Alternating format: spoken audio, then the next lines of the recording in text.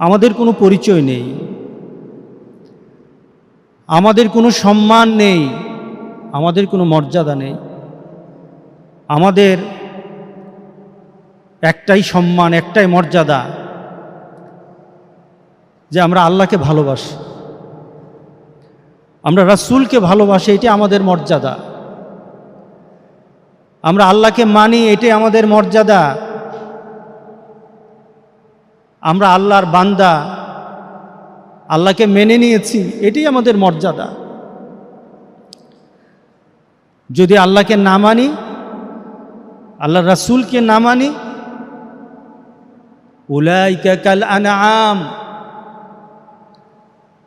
যারা দিন মানে না, আল্লাহ রাসূলকে মানে না, তারা হলো পশুর মতো, তাদের কোনো মর্যাদা নেই। বালহুম আদল, এরা পশু থেকে আরো খারাপ। সুতরাং আমাদের মর্যাদা, আমাদের সম্মানকে আল্লাহর সাথে যখন আমরা মিলাতে পারবো, মর্যাদা বাড়িয়ে দিবেন, সম্মান বাড়িয়ে দিবেন। সম্মানের মর্যাদা কতটুকু হবে? বান্দা চাওয়ার আগে আল্লাহ বলবেন, বান্দা তুই কি চাস? এটাই তো আমাদের মাবুদ, তিনিই তো আমাদের রব, তিনিই তো আমাদের সব। সুবহানাল্লাহ, সুবহানাল্লাহ। ইব্রাহিম আলাইহিস সালাম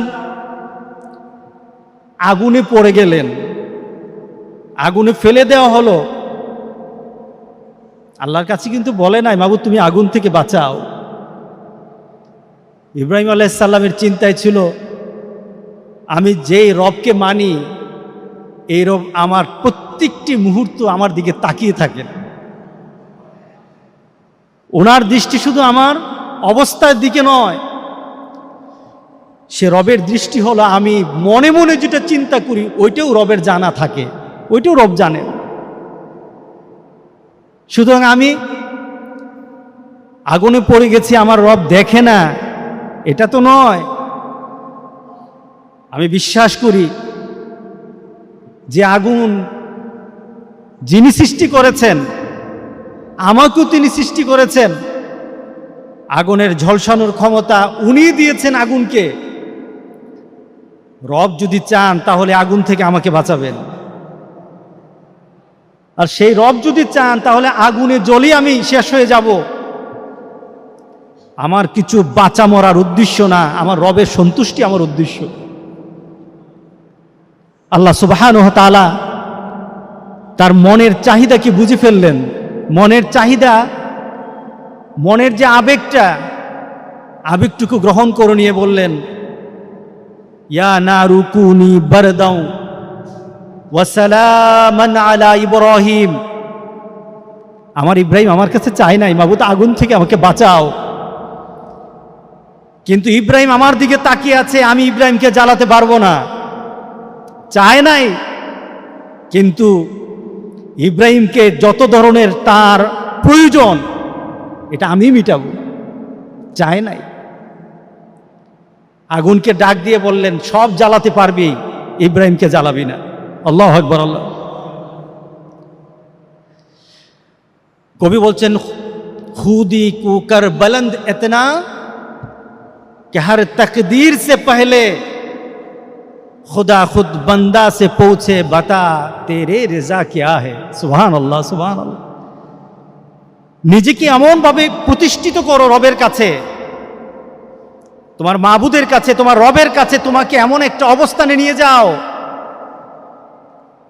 তুমি চাওয়ার আগে রব তোমাকে বলবে, বান্দা তুই কি চাস, তুই কিসে সন্তুষ্ট হবি,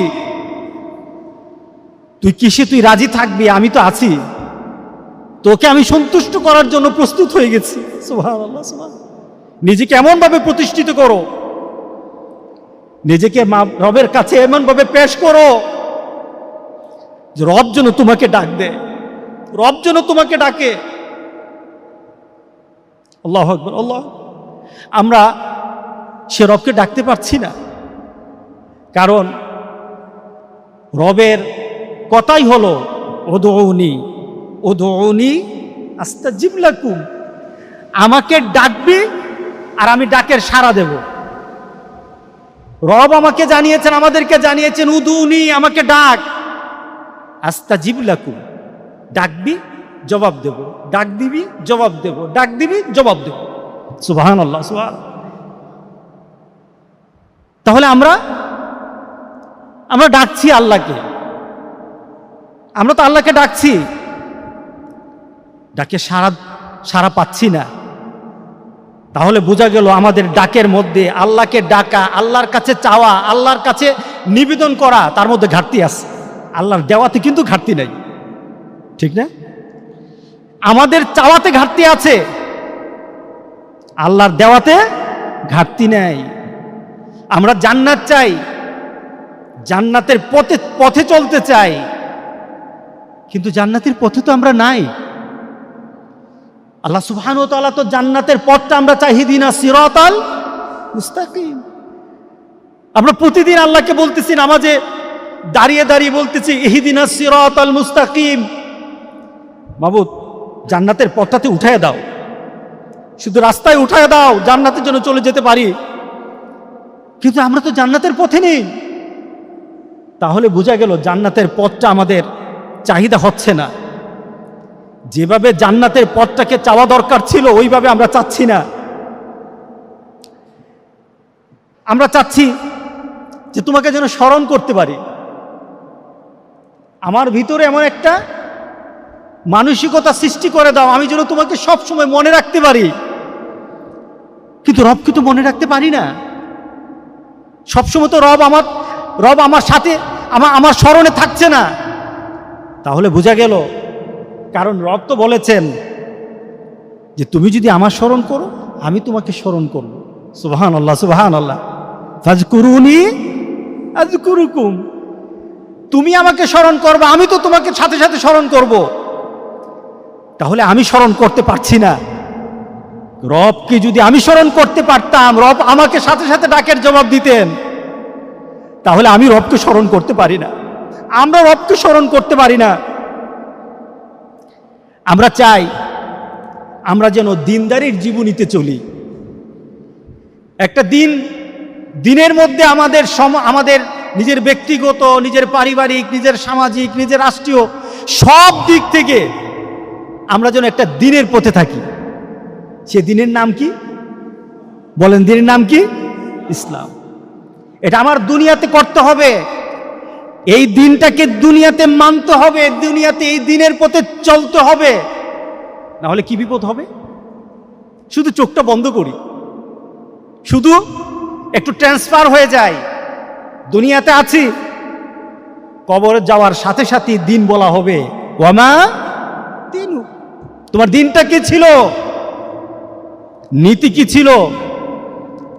কিন্তু আমার একটা চাহিদা, আমি যেন দিনের উপর কায়েম থাকি, দিনের উপর কায়েম থেকে যেন মরতে পারি। কারণ রাসূল সাল্লাল্লাহু আলাইহি সাল্লাম বলেছেন, দুনিয়া যেমন মৌত হবে তেমন, মৌত যেমন কবর হবে তেমন, কবর তেমন হাসর হবে তেমন। কবরটা যেমন, হাসর হবে তেমন। একটার সাথে একটা রিলেটেড দুনিয়া দিয়ে সকল কিছু। সুতরাং আমার চাহিদা হলো, আল ইয়াউমা আকমালতু লাকুম দীনাকুম, দিনকে আল্লাহ সুবহানাহু ওয়া তাআলা কমপ্লিট করে দিয়েছেন। এই দিনকে মানতে মানতে যেন মরতে পারি, এটা আমার চাহিদা। কিন্তু হচ্ছে না কেন? কিন্তু আল্লাহর কাছে চাহিদা তো আল্লাহ ফিরিয়ে দিবেন না। হচ্ছে না কেন? তার পিছনে কারণ আমরাই এই দিনকে দিন হিসাবে মানি না, দিনকে নীতি হিসাবে নেই নাই।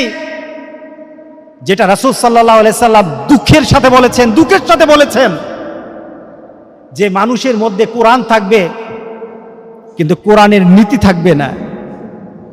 মসজিদ থাকবে, মসজিদের যে শিক্ষা ছিল, মসজিদের আকর্ষণ ছিল, আকর্ষণ থাকবে না। মসজিদের শিক্ষা থাকবে না। মসজিদের মধ্যে মানুষ আসবে, মসজিদ থেকে নিজের শক্তি, নিজের ইমানি শক্তি, নিজের পাওয়ারকে বাড়ানোর যে একটি ইচ্ছা ছিল মসজিদ থেকে, মসজিদে আসবে, পাওয়ার বাড়বে না, ইমানের শক্তি বাড়বে না। ওহিয়া খারাবুন আনিল হুদা, মসজিদগুলি হেদায়েত শূন্য হয়ে যাবে। তাহলে বোঝা গেল আমরা দিন বুঝি নাই, দিন যারা বুঝবে না, দিনের পথে যারা চলবে না, দিন নিয়ে যারা চিন্তা করবে না, দিনের জন্য যাদের চেষ্টা থাকবে না, দিনের পথে চলার জন্য যাদের চাহিদা থাকবে না, কবর গিয়ে দিনের পরিচয় ফেরেশতাদেরকে শোনাতে পারবে না। ঠিক না? ফেরেশতারা জানতে চাইবে না, ওয়ামা দীনুক ওয়ামা দীনুক ওয়ামা দীনুক, তোমার দিনটা কি? দিন মানে কি? তোমার জন্ম থেকে মৃত্যু পর্যন্ত সকল কিছু একটা নীতিতে চালানো, সেটা আল্লাহ রাসূলের নীতি, এর বাইরে কোনো নীতিতে চালানো যাবে না। এটা হলো দিন। আমরা চলতে চাই, বলি দিনের পথে থাকতে চাই, কিন্তু আসলে দিনের পথে নাই। আমরা মনে মনে চিন্তা করি সৎ থাকব, একটা প্রচেষ্টা চালাই সৎ থাকব, কিন্তু যখন কর্মক্ষেত্রে যাই, যখন কোনো কাজে যাই, এটা হতে পারে বিচার নীতি, এটা হতে পারে সমাজনীতি, এটা হতে পারে অর্থনীতি, এটা হতে পারে পারিবারিক নীতি, এটা হতে পারে রাজনীতি, যে কোনো নীতিতে আমরা যাই, আমাদের চিন্তা থাকে সৎ থাকব, চিন্তায় সৎ, কিন্তু প্র্যাকটিক্যালি দেখা যায় সৎ নাই। নিজে বলি সৎ থাকব, কিন্তু সতের পথে থাকি না, তাহলে বোঝা গেল আল্লাহর কাছে যে বলি মাবুদ আমাকে সতের পথে রাখো, সত্যের পথে রাখো, বলি কিন্তু চাহিদা অনুযায়ী কাজ করি না।